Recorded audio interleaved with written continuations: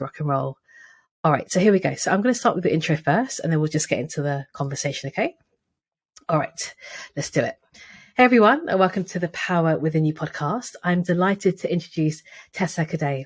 Tessa is a products leader and journalist with 2 decades of experience working with the world's leading news organizations and platforms, and spent 15 years as a video journalist for Reuters news agency, covering everything from the Southeast Asian tsunami and Afghanistan's first presidential elections to the Cannes Film Festival.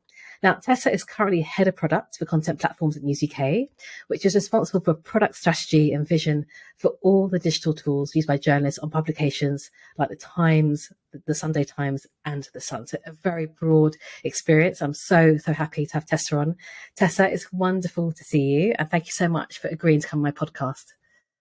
Thank you so much for having me. I've been, ever since we met, I've been very excited to take part. This is my jam. It's your jam. And the thing is, when we first met, I was like, man, I love speaking to you. And I just want to say, I was actually working at News UK for a bit, and I had no idea who Tessa was.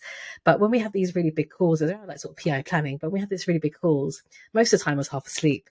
But when Tessa came on, I didn't actually care what she was talking about, but she was so engaging that I had to listen, basically. So I've really enjoyed hearing you and seeing you, even though like it's about PI planning, which is okay. Very exciting.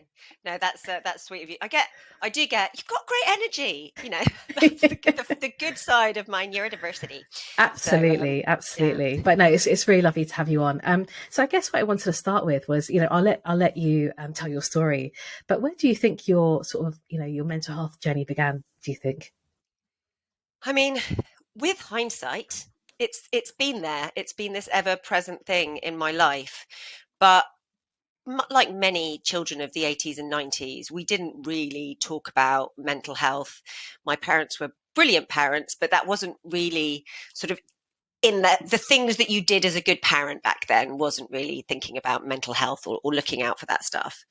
So the first time that I really kind of started thinking about mental health as a kind of problem for me was in my 20s, when I had my very kind of first bad phase of severe anxiety and depression.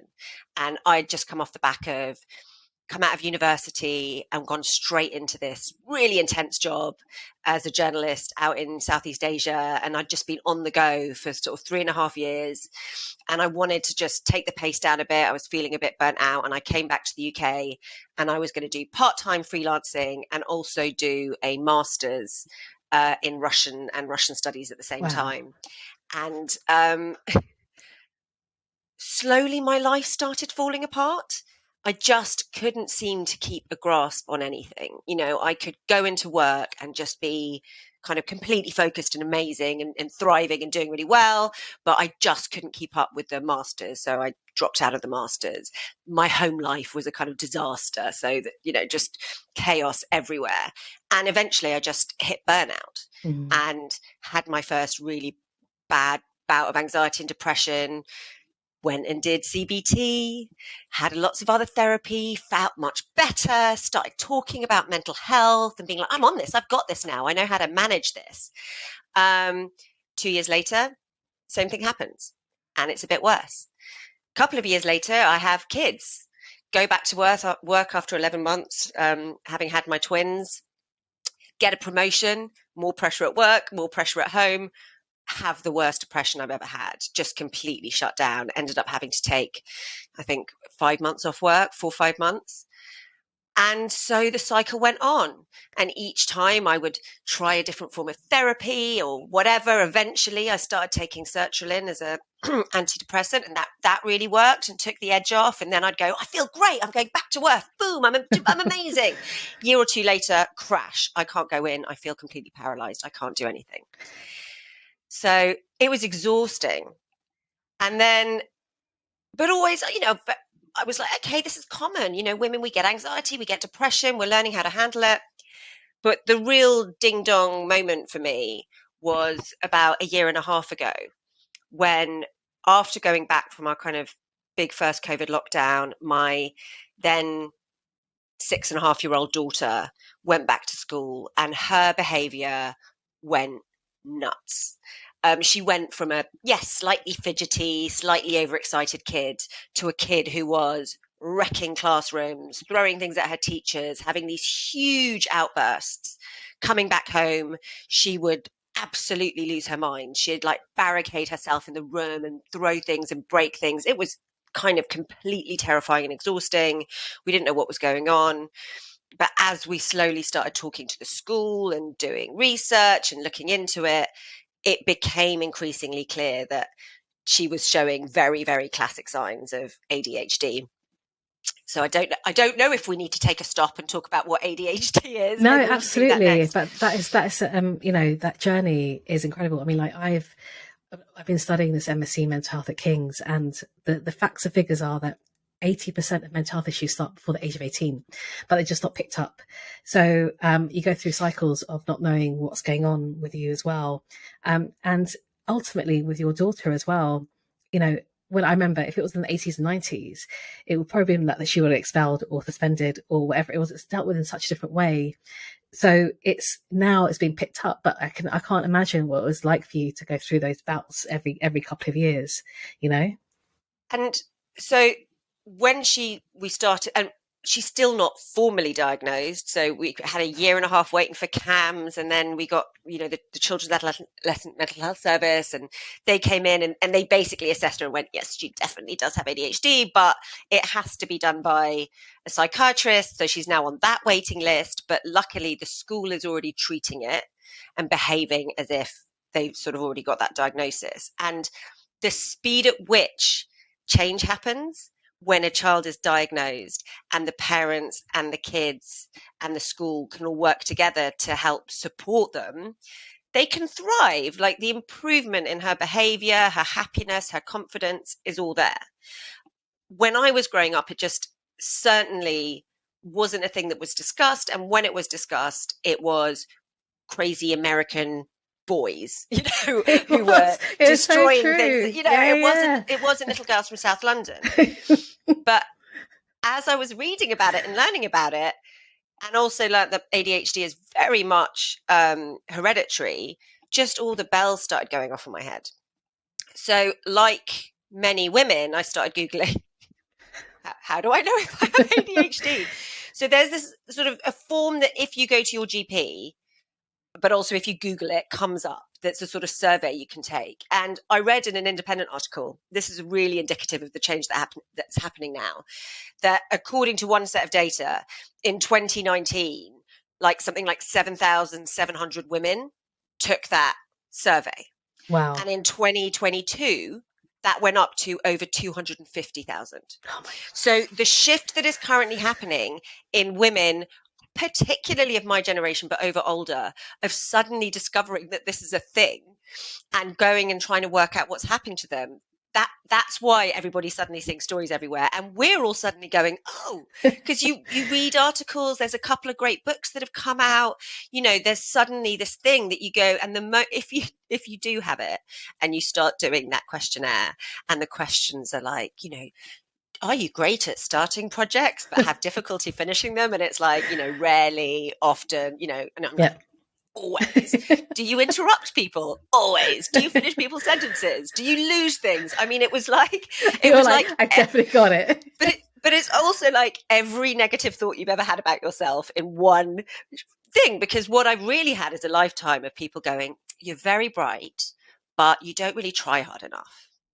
You need to be more organized. You talk a bit too much. You're a bit loud. You're a bit much. So I think a very common experience for, I think, anybody with ADHD, but definitely women of my generation who are working out that the problem is, we've just had a lifetime of those voices in our heads. And so we're kind of, no, absolutely. And so with ADHD, there's obviously a diagnostic criteria for what this is, right? That's why that questionnaire is there. But what are the sort of the main, areas to look at? What are the red flags in day-to-day life? It's very interesting because there are sort of two forms of it. There's the hyperactive type, which is that ADHD, which is very common. And those are the things that we maybe traditionally thought of, people that can't sit still, people that are constantly on the move, kids that are climbing on top of them and having really big outbursts. I'm something that we call inattentive type, where yes, I can be a little bit restless and fidgety, but I'm not constantly bouncing off the walls. Where the big challenge for me and for most people with ADHD is around the kind of chemistry in our brains on how we focus and concentrate on things. So it's literally a combination of various chemicals and neurotransmitters that allow you to go, I'm going to concentrate on this thing. And while I'm concentrating on it, I'm not going to be distracted by other stuff and I'm going to finish it, right? Yes. Everybody in the world knows what it feels like to get a bit distracted or not be able to concentrate, especially in the modern world where we're all kind of battling with all these things that are trying to grab our attention. But for an ADHD person, it's often completely impossible not to be distracted or to start that thing. If we're not stimulated by something, we just can't do it. So it's And boredom. Is boredom quite a obvious sign we get bored of something easily and sort of give it getting up? bored easily or Yeah. just finding yourself getting distracted by stuff. Okay. So will you go, I'm going to sit down and do this thing, but then an hour and a half later, you've just gone on a complete tangent and you haven't been able to do the thing you were supposed to do? Do you find managing very basic parts of life difficult? So when I was really focusing at work, at home, I went through a year where I did not open a single piece of mail. Now, I'm a relatively successful, competent person. That sounds like a kind of crazy thing to do, right? But for a year, every single bill just sat there. Not because I couldn't pay it, not because I didn't think it was important, but just because I could not just open it and pay the bill. So the problem is then you're a year behind on all your bills and suddenly you're getting terrifying letters with red thing, and then you start to feel panicky and everything starts to go out of control. So it's like a very small funny thing, which is, oh, Tessa can't open mail, suddenly becomes something that can be really awful, which is why actually people with ADD, we have much, much, much higher instances of going to jail, developing substance abuse problems, having marriage issues, getting into kind of damaging or dangerous situations. Because yes, it can be quite funny. Oh, I always lose my keys. Oh, I can't remember things. But every single kind of the other side of that can be quite dangerous. And Absolutely. your brain is always looking for stimulation. Mm. So if you are not stimulated, you will kind of do anything to feel that feeling. And in its most innocent sense, maybe you play Candy Crush for 6 hours straight, but it could also be more damaging than that. Did it have any Yeah. advantage to your career though? Because because I mean, you've done Yeah. so much stuff. You've covered so much stuff as a journalist as well. Like it feels like you've done such a variety of things. Did that help in a way as well? Was that kind of superpower for you? Now, what is beautiful about the way people talk about ADHD now is that flipping of the narrative around it, not just being a kind of terrible disability of all this stuff your brain can't do, but actually recognizing that for every sort of potentially negative element of having ADHD, there's a positive side effect. So creative thinking, energy, the ability to kind of solve problems in a crazy different way, a boldness about the way you go about things. You can be really strong at making quick emotional connections with people. You can be really empathetic. All of these brilliant things. It was perfect for life as a journalist because I was always on the go. I was always looking for something new. I never had to stop. That was brilliant. But every single part of my being would be chasing the next crazy story or the next exciting thing to do. And the rest of my life just completely fell apart. One of the things was that almost being successful, then I moved into more traditional roles and leadership roles. When I started to go, oh, I think I've got ADHD, people were like, no. And my mum would just be like, but you do all this stuff. I was like, yeah, but I do all this stuff because I've got this energy and this drive and this imagination and all these cool things. But I keep hitting these walls where I cannot function anymore. So I can do it for just so long and then it all falls apart. So the thing for me is now, okay, how do I embrace all those superpowers, really be proud of the things that make me, and be less ashamed of the things that I find hard to handle so that those can be mitigated? Like, actually, the things that I bring to my job, does that mean that I have to be amazing at organizing my calendar? Or are there ways in which we can make it easier for me to do that so that I can focus on the stuff that makes me good. This is the approach we're taking with my daughter at school too, which is like, her handwriting is abysmal, right? And I get that she needs to learn how to write, but in the classes which are about creativity or comprehension or things like that, should the fact that it's painstakingly hard for her to write be something that then holds her back? Or can we say, hey, how about she just starts typing in those classes Yeah. so she can be allowed to thrive and show the things that she's great at? So, yeah, I think for me, it's all about like recognizing those superpowers. I And thought I had my notifications muted. that's Let okay. me I didn't just, hear it come through. okay, It's let all me good. just, It's all good. I didn't hear any pings come through. yeah.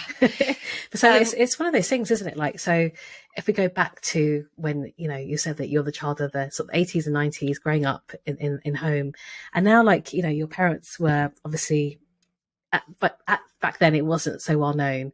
Now, obviously, ADD and ADHD in the same home, how does that affect the daily family environment for you all?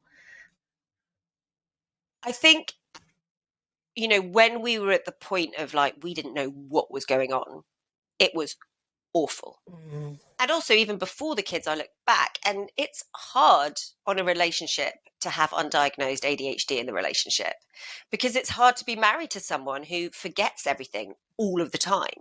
Because when you don't have that kind of brain, it feels like you don't care. So if my husband would say something and 10 minutes later I'd completely forgotten it, or I'd said, yes, I am going to book the plumber in, and it didn't happen for 6 months, that feels like I don't care, I'm not dedicated. That's like a toxic thing in a marriage. Get really disorganized about finances. That's awful. So there were already challenges in the family.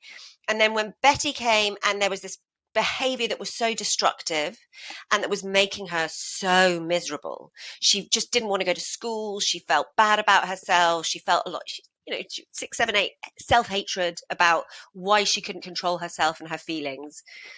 But creating this conversation around, so there's a doctor called Dr. Edward Hallowell, who's like the kind of godfather of writing about ADHD. He's a psychiatrist who also has ADHD. He describes the ADHD brain as a Ferrari with bicycle brakes.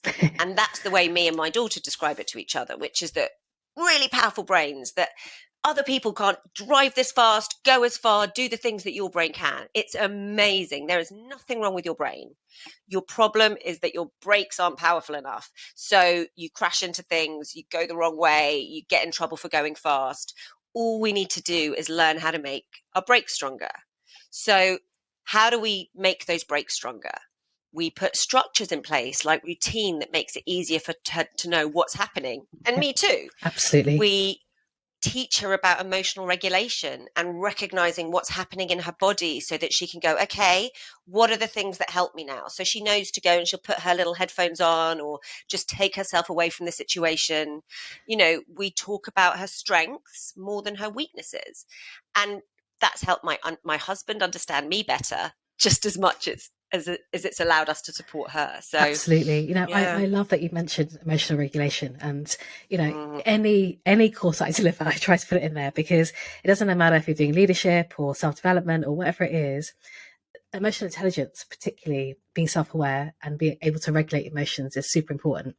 Now, how would you explain, because like, I know that some people aren't really aware what emotional regulation is. So how would you describe it? How do you implement it in your family home?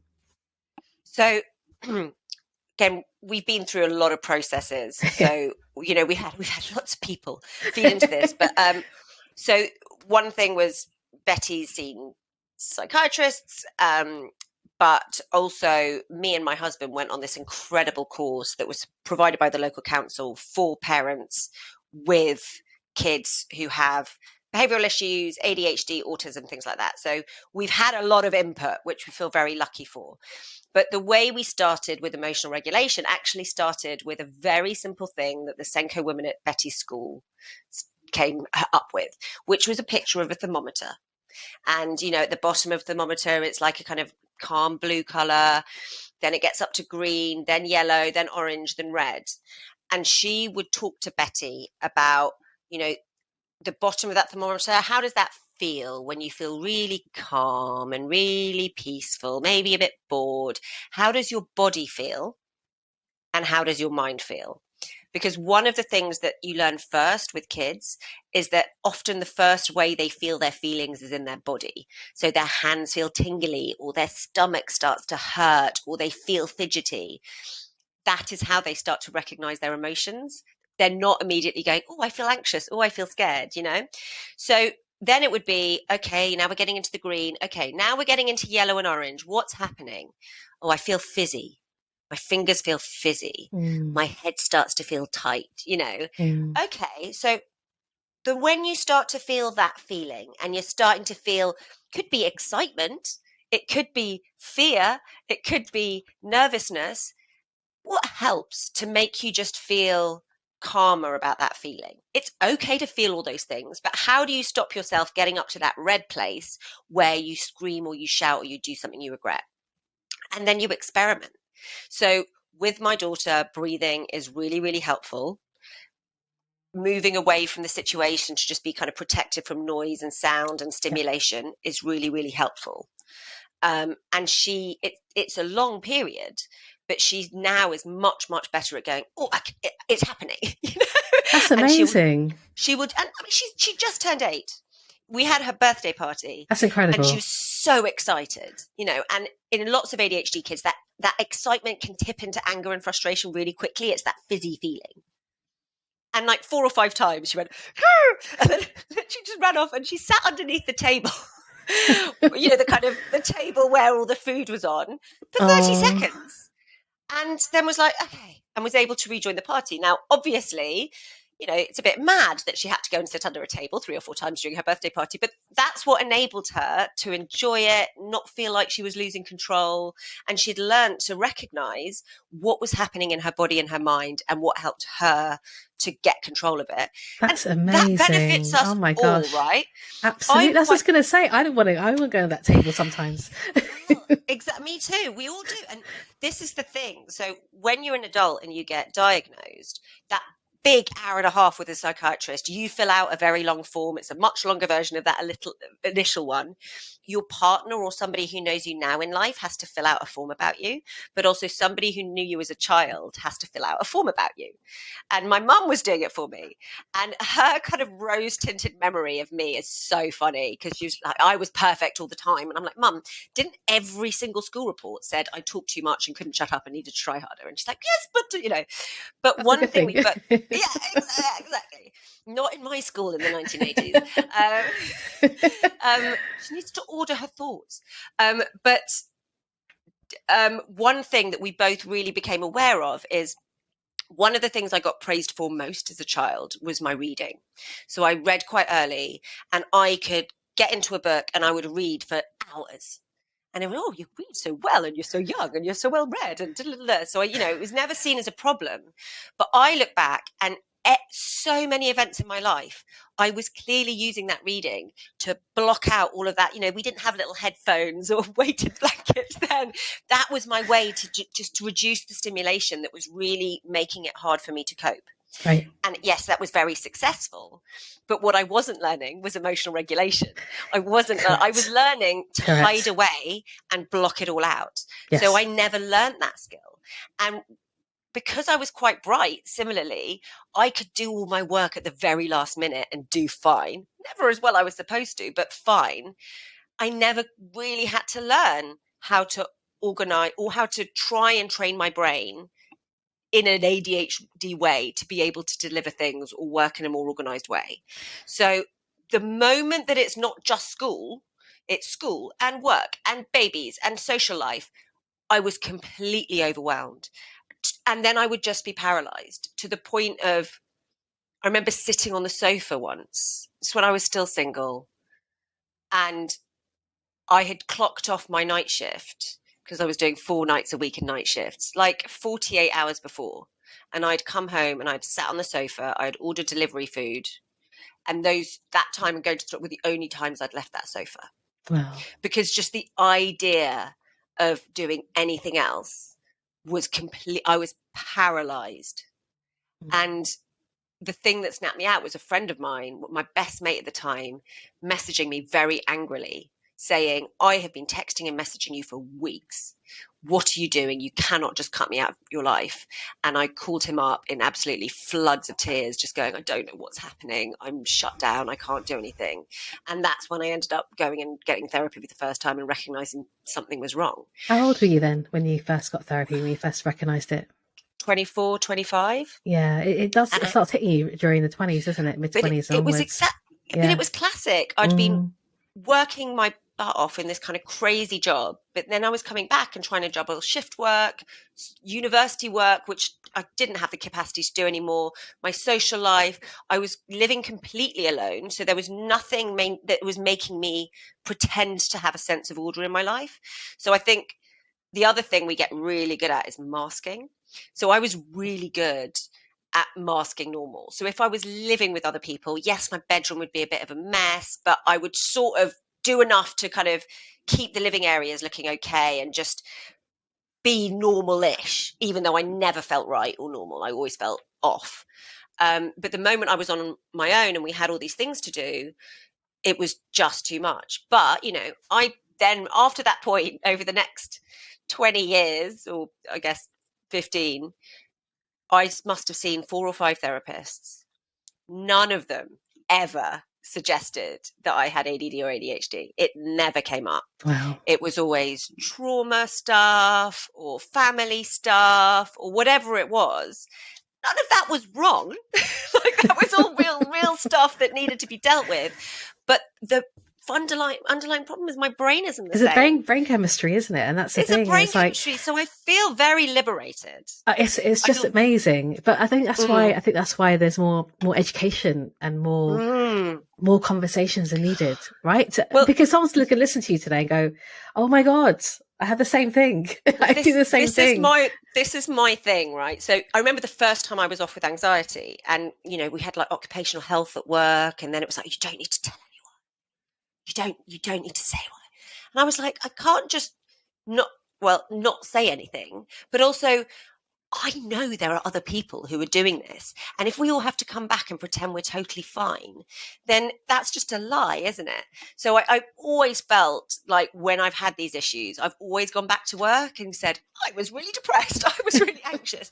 And so the reason we're talking is exactly the same thing happened. I was off work again, overwhelmed, depressed, stressed, anxious for lots of good reasons. But it also really pushed me to get that ADHD diagnosis. And I was going back to work and just everybody I saw, I was like, I've just realized I've got ADHD. And I was talking to our mutual friend who was like, I've got somebody you need to talk to. But, since then, I've probably spoken to 2 or 3 people who've gone, oh, me too. Me Wow. too. That's really hard. And I've gone, oh, did you know that these resources are available to you? Did you know that you can get access to work funding that can support ADHD coaching and special apps that can help, And, I had a real thing about the team that report to me, having a team meeting and saying, guys, this is what's going on. This is where I am. I haven't figured it all out just yet, so that I'm still working out what it means, but I'm going to try and be really communicative as I learn about what that means and the best way to communicate with me and work with me.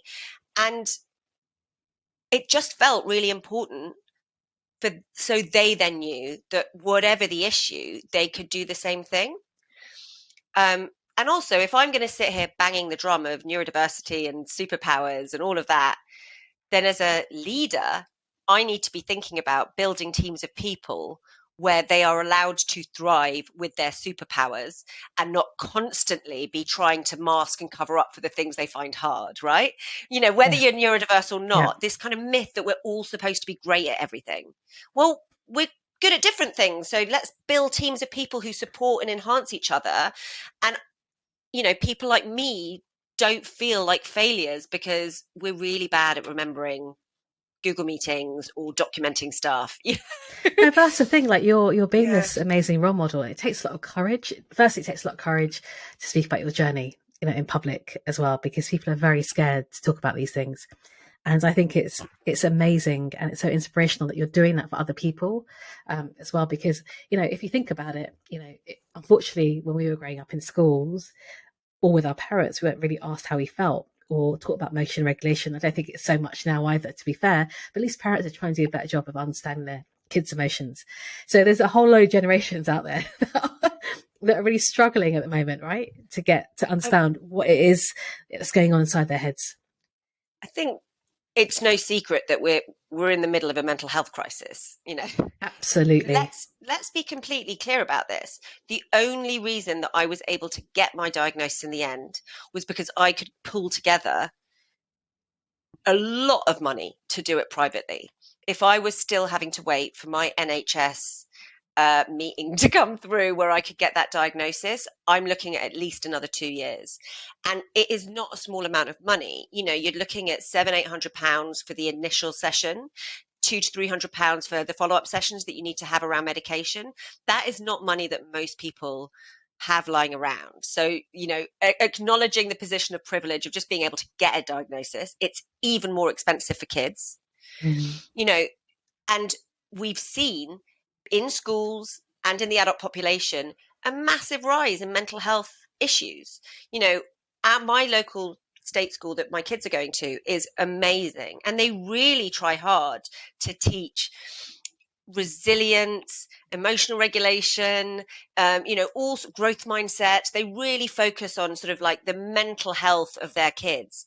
But coming back from COVID, the explosion in kids suffering from anxiety, OCD, obviously ADHD, is off the charts, and they just do not have the resources to cope. And the CAMS waiting lists are years and years and years, unless you are in such a state of kind of peril and mental health distress that you're a danger to yourself or other people. I was And reading the other day in The Guardian that a young woman, 18, was having a mental health crisis, and she had to wait 8 days in the hospital to get seen to. And the thing is, mental health has been so under prioritized and under resourced and underfunded this is why we're in this situation now, you know, and that's why things need to change, oh, you know. it's you know, if we think about the fact that I think in the UK they say that like 1.5 million people have ADHD, for instance, and only still 12% of men get diagnosed, and only like less than 5% of women with ADHD get diagnosed. I don't have the figures, but it's even less than that the moment that you go into minority groups.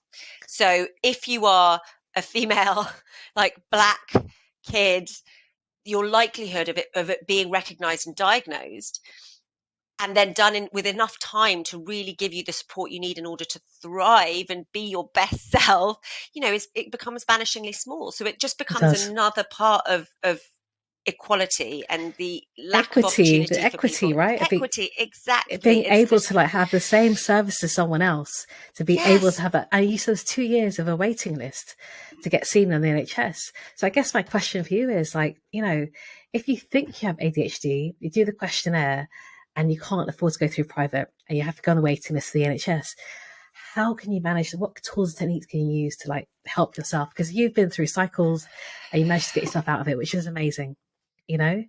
yeah. And I mean, I found there's lots of books that have really helped me.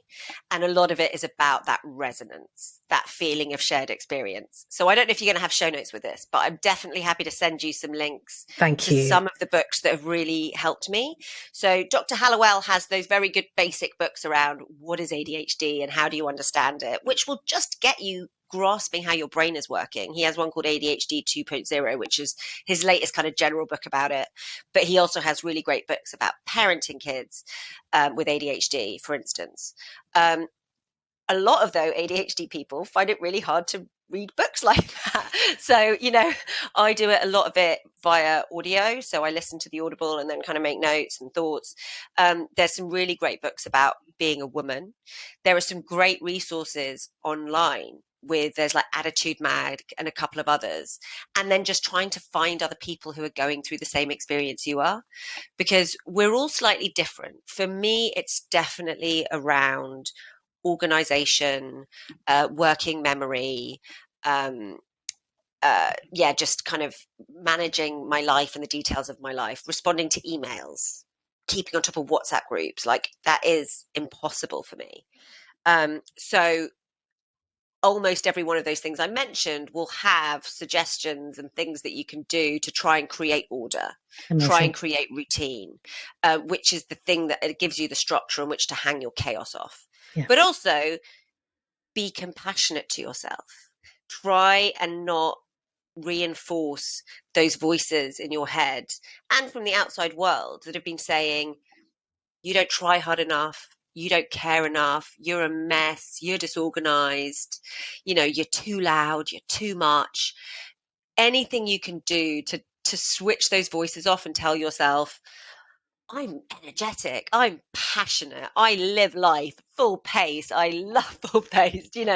I will pull together 5 random things and come up with an interesting way for that to kind of come together as a new idea.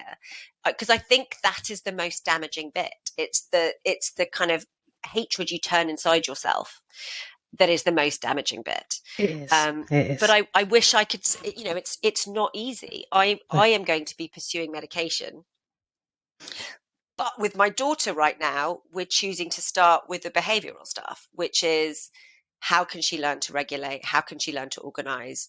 But the only thing I really want for her is just, to thrive, to be the best she can be, 100%. and to get the support she needs. Yeah. Absolutely. And so tell me about like the workplace as well, because, you've had Mm, to, take time off work. So mm. has it changed? Has the support changed through the years? And what can workplace do more of to support you? I think it's definitely changed over the years. Um, I started in newsrooms, which are not notoriously the best for that stuff. And I think it's for lots of reasons, but actually, one of them is often that, journalists don't always make the best managers. So even when they have really good intentions, they just don't know how to do it, and they haven't kind of come up in a culture that's taught them how to do it. So I definitely felt moving out of the newsroom helped me into a more supportive kind of corporate structure for a lot of that stuff. Um, what's interesting is I think the kind of messaging around anxiety and depression has gotten much better. Like, people have come to accept that that's quite common, and almost every company now seems to have, like, the phone numbers you can ring, and they'll cover a whole bunch of CBT, and they'll have all this stuff, and you can kind of say, I'm anxious or I'm depressed, and you can get signed off, and the GPs are quite quick to do all of that. ADHD and neurodiversity is on a kind of slightly different path. We're getting there, but people don't really know what it means, and they don't really know how to adjust or understand or what those people need. I mean, one thing is, it's not covered in most Nope. healthcare.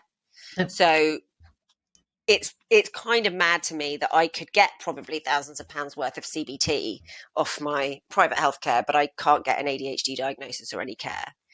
Um, but also, it's sort of around sometimes all of those things around social behavior that are a bit awkward to talk about. This person's a bit different. This person's a little bit not like I am. I want to support them, but I'm not sure how to do it. So for me, it's all about, how do we educate managers and how do we educate people to start to think about how to communicate about each other's needs. So I'm starting to think about how to say, okay, I need, when we have a meeting afterwards, I need like a really clear, these are the 3 things that need to happen after this meeting.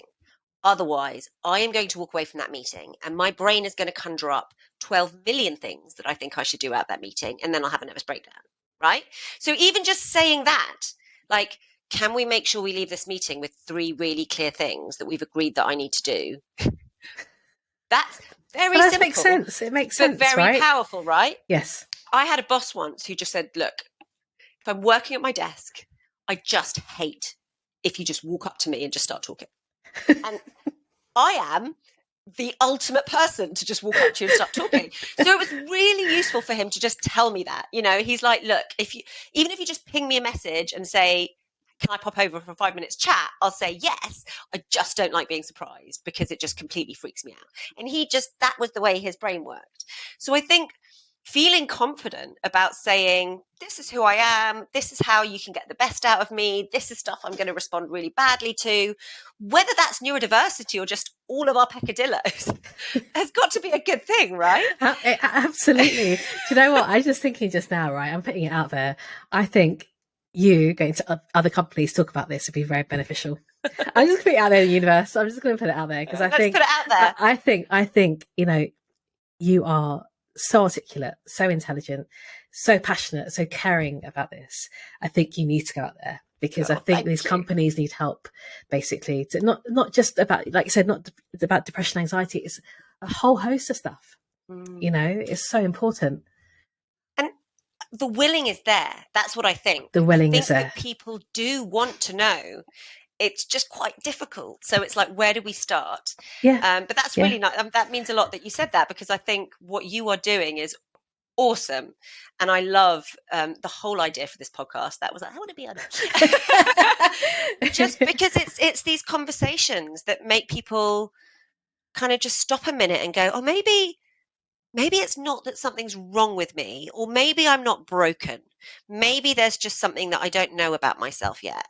And if I find out about it, things can just be a little bit easier. You need someone who understands what Yeah. what they're going through in order to communicate that to other people. If you haven't been through that situation, it's hard to share what to do and how the knowledge, basically, do you know what I mean? It's like, yeah, it really is. It's just incredible and how successful you are despite having to manage this as well going forwards. Well, the other very classic thing, though, in people, but definitely women with ADHD, is imposter syndrome. And obviously that's a common trope anyway. But we definitely have this thing in our brain that's constantly like, I don't know how I'm getting away with this. Yeah. Because all those good qualities that we're bringing, we don't see as good qualities. We see them as stuff that's either just kind of everybody has, or that's a bit too muchness. And all we can ever really focus on is all the stuff that we're doing wrong and getting wrong. So I have spent my entire career going, they're going to find out how have I still got this job, or not trusting myself, like not feeling like I'm a voice at the table that needs to be listened to, because I second guess everything. Absolutely. So, yeah, and that's very common. Imposter syndrome is very common. And in fact, every single, especially women that I've coached, imposter syndrome always comes up, regardless of how senior successful they are. It's always there. What do you say to them? What's your advice? So for me, to them, is well, this is what I'm actually going to kick off a course September about this. I'm doing a live course to the public because I want people to be able to rewire their brains to know that they are good enough, to know they're successful, and to manage their self-limiting beliefs. We always recognize the negative, but we never recognize the positive, and have to train our brains to do that. And that's what we need to do. It's kind of getting yourself out, that inner critic, and not self-flagellating, but having that self-compassion and kindness, which is key to overcoming the imposter syndrome as well. I would say the best therapy I ever had was compassion-focused therapy, which is it's beautiful. And it sounds a bit wafty, right? But it's kind of like CBT, but very focused in on self-compassion. And it was so powerful for me, because I didn't really realize how basically my entire psychology is just based on a kind of mountain. Tessa, it's life. It's life. Self-compassion is life-changing. I went on a course about mindfulness, self-compassion. It was beautiful, and that's the thing that we don't do for ourselves. And there is so much to do. But what I wanted to ask you before we finish was, how do you find the power within you to manage your mental health now and for the future? I'm going to be honest and say sometimes I don't, right? Sometimes I don't. Yes. Sometimes I just don't have the power to keep fighting the fight. And I just, first of all, want to say that that's okay. Like, it's okay to just have those periods. It could be a morning, it could be a month, where you go, I don't have it in me, right? So I'm just going to preface it with all of that. But I think it's about a real hopefulness. Like, I'm an eternal optimist. I have a real belief in the idea that kind of everything is possible. And also that going through this process is a way for me to make sure that my kids don't have to go through the same rubbish, that other people don't have to go through the same pain. So I definitely, talking about it, communicating about it, being a kind of, that really helps me to be accepting about myself. Yeah. Because it also, the more you say it, and this is the affirmation bit, right? The more you say it, the more you actually believe it. Like, you can train your brain. Correct. So the more that I go out and say to other people, this is fine, this is a superpower, at some point, I'm hoping that will actually be something that I really deeply believe inside my soul. So it's kind of like, but also you have to, right? You just have to keep, because I want loads of things. I want contentment. I don't think I've ever really been content. I think that's quite a hard state of being for somebody like me. I'd be joyous. Oh, way up there. It's like, it's definitely quite boom and bust. Yes. So I guess the power comes from talking about it, finding other people who are having similar experiences, and sharing it. Yeah. Yeah, and that's the most important thing, isn't it? It's Just human sharing connection. experiences. If you're not alone, it doesn't feel as No, bad, it's so right? It just healing. doesn't. Community is so healing. Sometimes we think we need to be on our own, but actually sharing with each other and being able to do this stuff is incredible. So thank you for sharing your story with us. It's amazing. So tell us, how can we some questions in? Sorry, I said I'm gonna talk over you the whole time, and you'll barely be able to get any questions in. No, not at all. I mean, like, you've let me get the questions in. I promise. I promise. I wanted to ask if, obviously, on this topic, how can people connect with you and talk to you about this? You can definitely find me on LinkedIn, Tessa Kaday, Kaday. I'm on Twitter. I do not really tweet, but you can slide into my DMs. So probably That's LinkedIn or Twitter are the best I might do the same. Just slide right in there. Not in a bad way. Not in a bad way. But on this topic, I would literally say anybody, and that is functioning at work, getting diagnosed, handling a child, because it is really, really difficult, and you can become quite self-loathing when your child is struggling. So definitely happy to speak on that. So yeah, no, please come and join the community. I love that. And everyone, please do. Like I said, I've been mesmerized by Tessa for a long time now. So she is amazing. And please, and any companies out there listening as well, if you need some information on ADD or ADHD, please contact us as well. I will happily come and talk at you for as long as you want me to. That's my superpower. Tessa, it's been wonderful having you on the Power Within You podcast. Thank you so much for sharing your journey, your story, and it's been wonderful to have you on. Thank you so much for having me. It's been a real pleasure, and I think it's extraordinary what you're doing. So maybe I'll come back in a year's time and tell you how my journey has gone. Absolutely. We're doing another season, basically. But thank you so much. Yeah. All right. Thank you. Bye. There we go. Hey.